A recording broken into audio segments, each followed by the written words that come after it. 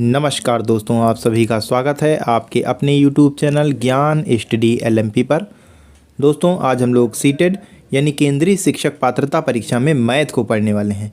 दोस्तों आज हम लोग मैथ के जो सवाल लगाने वाले हैं या पेडागोजी से जो मैथ के प्रश्न करने वाले हैं वो आपकी परीक्षा के लिए काफ़ी इम्पॉर्टेंट हैं। जो बचे हुए अभ्यर्थी हैं उनके लिए ये सवाल काफ़ी इम्पॉर्टेंट रहेंगे। तो आइए दोस्तों आज की क्लास में चलते हैं और आज के इन प्रश्नों को हल करते हैं। दोस्तों क्लास शुरू करने से पहले अगर आप चैनल पर पहली बार आए हैं तो चैनल को सब्सक्राइब कर लें, साथ में बेल आइकन को अंडर प्रेस कर लें जिससे अगली क्लास की जानकारी आपको मिल सके। अब आइए दोस्तों क्लास में चलते हैं और आज के प्रश्नों को हल करते हैं। आज का हमारा पहला सवाल है, दो संख्याओं का योग 18 तथा उनका अंतर 4 है तो उनका गुणनफल क्या होगा। तो आइए दोस्तों इसको हल करते हैं। दो संख्याओं का योग 18 दोस्तों दिया हुआ है और अंतर उनका 4 दिया हुआ है। तो गुणनफल के लिए दोस्तों फार्मूला होता है a² माइनस d² अपॉन में हो जाएगा 4। a दोस्तों यहाँ पर 18 दिया हुआ है तो 18 का स्क्वायर कर देंगे, माइनस d यानी अंतर यानी 4 का स्क्वायर हो जाएगा और बटे 4 है। इसको दोस्तों हल कर ले, 18 का स्क्वायर करेंगे तो 324 आएगा और इसमें से 4 का स्क्वायर 16 होता है और 4 बटे में है। तो ये जब दोस्तों इसको घटाएंगे 308 आएगा यहाँ पे और इसको 4 से भाग करेंगे, ये दोस्तों 77 आ जाएगा। आप इसको हल करेंगे और 77 हमारे सी ऑप्शन में दे रखा है तो सी ऑप्शन हमारा सही हो जाएगा। आइए दोस्तों अगला सवाल लगाते हैं। अगला दोस्तों प्रश्न है, कक्षा में गणित शिक्षण के साथ साथ आयोजित की जाने वाली मासिक परीक्षाओं की आवश्यकता होती है। ए ऑप्शन में है छात्रों की कमजोरी दूर करने के लिए, बी ऑप्शन में है छात्रों की वार्षिक परीक्षाओं में अंक वृद्धि के लिए, सी ऑप्शन में है छात्रों के अधिक से अधिक अभ्यास के लिए और डी ऑप्शन में है छात्रों की गणित के प्रति रुचि बढ़ाने के लिए। तो इस प्रश्न का दोस्तों सही उत्तर हो जाएगा, इसमें दोस्तों सी ऑप्शन हमारा सही हो जाएगा। शिक्षण के साथ साथ आयोजित की जाने वाली मासिक परीक्षाओं में छात्रों के पठन पाठन का अधिक से अधिक अभ्यास होता है तो यहाँ पर सी ऑप्शन हमारा सही हो जाएगा। आइए दोस्तों अगले प्रश्न पर चलते हैं। अगला दोस्तों प्रश्न है, एक चतुर्भुज की रचना करने हेतु निम्न में आवश्यक है। ऑप्शन है ए ऑप्शन में है केवल 4 भुजा ज्ञात हों, बी में है 3 भुजा तथा 1 विकर्ण ज्ञात हो, सी में है 4 भुजा तथा 1 कोण ज्ञात हो और डी ऑप्शन में है 4 कोण और 1 भुजा ज्ञात हो। तो इस प्रश्न का दोस्तों सही उत्तर हो जाएगा, एक चतुर्भुज की रचना करने हेतु 4 भुजा तथा 1 कोण ज्ञात हो। तो इस प्रकार दोस्तों सी ऑप्शन हमारा सही हो जाएगा, 4 भुजा और 1 कोण ज्ञात होना आवश्यक है। आइए दोस्तों अगले प्रश्न पर चलते हैं। अगला प्रश्न है, यदि आप की नियुक्ति किसी कक्षा 5 तक के स्कूल में हो जाती है आप गणित के अध्यापक हैं, पहले दिन कक्षा में जाते हैं तो आपका प्रथम कार्य होगा। ऑप्शन है बच्चों के विषय में नाम आदि की जानकारी लेना, बी ऑप्शन में है उनके ज्ञान और भावना के विषय में पता लगाना, सी ऑप्शन में है अपने विषय में अपनी जानकारी बताना और डी ऑप्शन में है ये सभी यानी उपरोक्त सभी।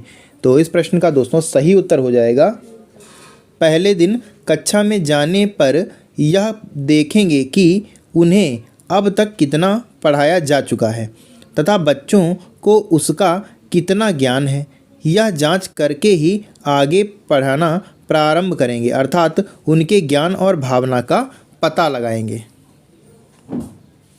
तो यहाँ पर बी ऑप्शन हमारा सही हो जाएगा, बी ऑप्शन सही हो जाता है। आइए दोस्तों अगले प्रश्न पर चलते हैं। अगला दोस्तों प्रश्न है, गणित सभी विषयों का सिंह द्वार व कुंजी है। यह कथन किसका है आपको बताना है, ड्यूक का, डेकन का, B.F. स्किनर का और कॉमेट का।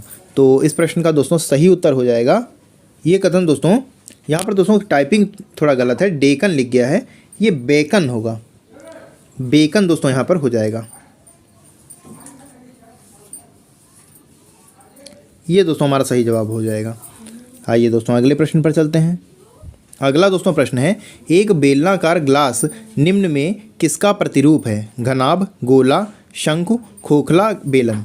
तो इस प्रश्न का दोस्तों सही उत्तर हो जाएगा बेलनाकार ग्लास खोखले बेलन का प्रतिरूप है।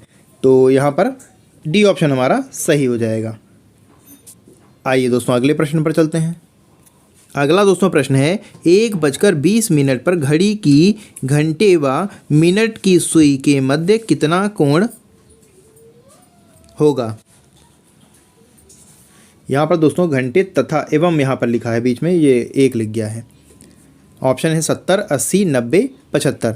तो इस प्रश्न का दोस्तों सही उत्तर हो जाएगा, इसमें दोस्तों सही हो जाएगा 80 मिनट। बी ऑप्शन दोस्तों हमारा सही हो जाएगा। आइए दोस्तों अगले प्रश्न पर चलते हैं। अगला दोस्तों प्रश्न है, गणित शिक्षण में गणित भाषा संबंधी समझ के विकास हेतु आवश्यक है। ऑप्शन है गणित की क्रियाओं को क्रमबद्ध रूप से समझना। बी ऑप्शन में है विभिन्न दशाओं में गणितीय समस्याओं को समझना। सी ऑप्शन में प्रत्ययों को संकेतों में प्रकट करना।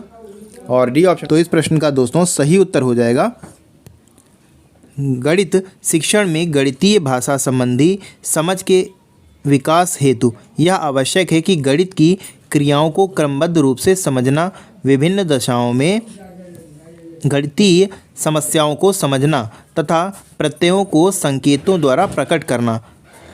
तो इस प्रकार दोस्तों इसमें चारों ही ऑप्शन हमारे सही हो जाएंगे। तो डी ऑप्शन हमारा सही हो जाएगा। आइए दोस्तों अगले प्रश्न पर चलते हैं। अगला दोस्तों प्रश्न है,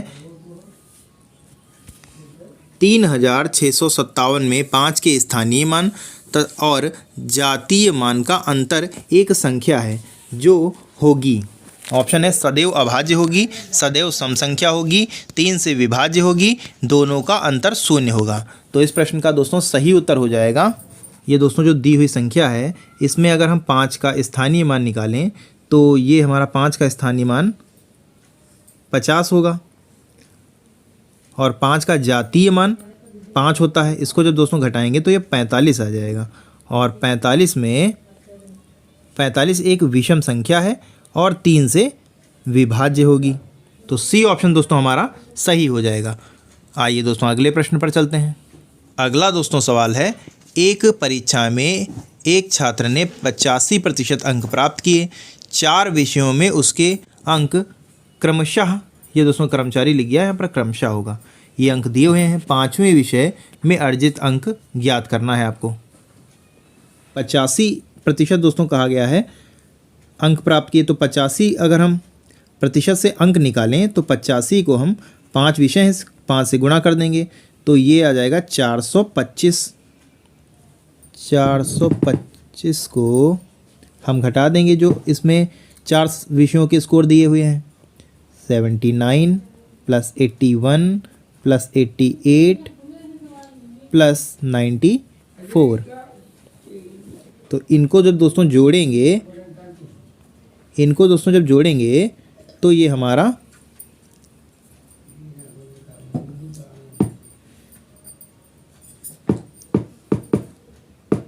342 आ जाएगा और इसको 425 से हम घटा देंगे तो ये हमारा 83 आ जाएगा और यही 83 हमारा आंसर हो जाएगा। 83 हमारा ए ऑप्शन में हो जाएगा। ए ऑप्शन दोस्तों हमारा सही हो जाएगा।